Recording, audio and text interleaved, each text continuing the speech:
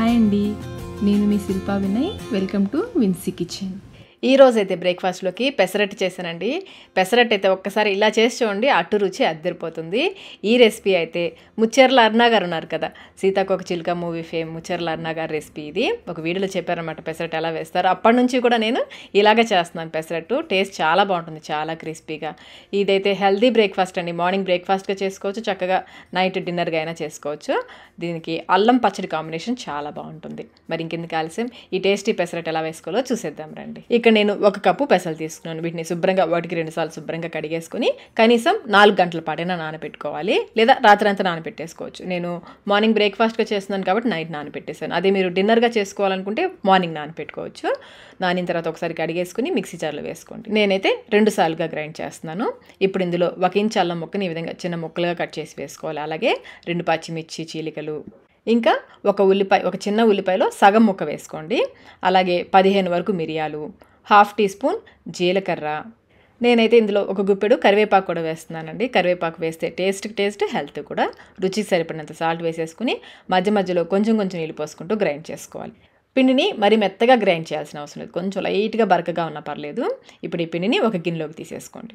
నేను 2 సార్లుగా గ్రైండ్ చేశాను కదా, రెండో వాయి కూడా ఇందులో వేసేస్తున్నాను. ఇప్పుడు ఇందులో 1/2 టీ స్పూన్ జీలకర్ర, 1/4 టీ స్పూన్ పసుపు, ఇంకొంచెం నీళ్లు పోసి పిండిని కలుపుకోవాలి. నేను కొన్ని నీళ్ళని మిక్సీ జార్లో తొలిపేసి పోస్తున్నాను. పిండిని అయితే మరీ పలుచగా చేసుకోవద్దు, అలానే మరీ గట్టిగా కలుపుకోవద్దు. సరిపడా నీళ్ళు పోసి పిండిని కలుపుకోవాలి.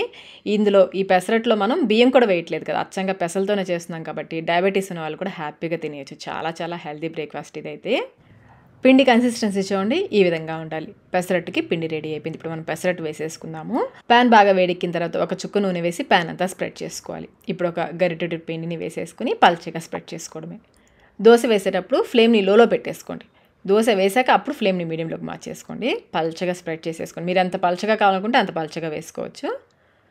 దోశ వేసాక ఇప్పుడు ఫ్లేమ్ని మీడియంలో పెట్టేసి పచ్చిదనం అంతా తగ్గేంత వరకు కాలనివ్వాలి. పచ్చిదనం తగ్గిన తర్వాత పైనుంచి కొంచెం నూనె కానీ నెయ్యి కానీ వేసుకొని కాల్చుకోవాలి. పెసరట్టు నూనెతో కంటే కూడా నెయ్యితో బాగుంటుంది. అటు నాకు కొంచెం మందంగా అనిపిస్తుందండి, అందుకని లైట్గా పైన పిండిని తీసేస్తున్నాను.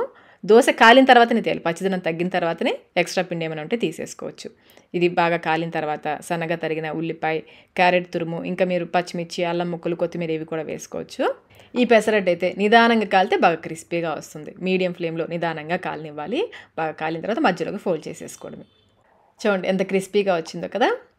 అచ్చంగా మనం పెసరట్టుని అచ్చంగా పెసలతోనే వేసాం కదా, ఆయన కానీ చక్కగా క్రిస్పీగా వస్తుంది. ఇంకా క్రిస్పీగా కావాలనుకుంటే ఇలా ఫోల్డ్ చేసాక మరి కొంచెం సేపు కాలనివ్వండి. అటు ఇటు 2 వైపులా మరి కొంచెం సేపు కాల్చుకుంటే ఇంకా క్రిస్పీగా వస్తుంది. ఇలా ఎన్ని దోశలు, ఎన్ని అట్లు కావాలంటే అన్ని పెసరట్లు వేసేసుకోవడమే. 2 తిన్నా చాలండి. ఇలా చేసుకొని 2 తిన్నా కడుపు నిండిపోతుంది. టేస్ట్ అయితే అద్దరిపోతుందండి. ఈ పెసరట్టు, ఉల్లిపాయ, మిరియాలు ఇవన్నీ వేసాం కదా, చాలా రుచిగా ఉంటుంది. నేనైతే ఇందులోకి అల్లం పచ్చడి చేశానండి. పెసరట్టులోకి అల్లం పచ్చడి మంచి కాంబినేషన్. ఈ పచ్చడి కూడా నేను మా ఇంటి దగ్గరలో ఉండే టిఫిన్ సెంటర్లో వాళ్ళని అడిగి చేశానండి. చాలా బాగా వచ్చింది పచ్చడి అయితే. మీకు రెసిపీ కావాలంటే చెప్పండి, నెక్స్ట్ టైం చేసినప్పుడు వీడియో షూట్ చేసి మీకోసం వీడియో అప్లోడ్ చేస్తాను. మరి మీరు కూడా ఈ పెసరట్టు రెసిపీని ఒకసారి ఇంట్లో తప్పకుండా ట్రై చేయండి. ట్రై చేసి మీకు టేస్ట్ ఎలా అనిపించింది మాకు కమెంట్ రూపంలో తెలియచేయండి. వీడియో నచ్చినట్లయితే లైక్ చేయండి, మీ ఫ్రెండ్స్కి, ఫ్యామిలీ మెంబర్స్కి షేర్ చేయండి. ఇలాంటి మరిన్ని రెసిపీస్ కోసం మన విన్సీ కిచెన్ యూట్యూబ్ ఛానల్ని సబ్స్క్రైబ్ కూడా చేసుకోండి. Thank you.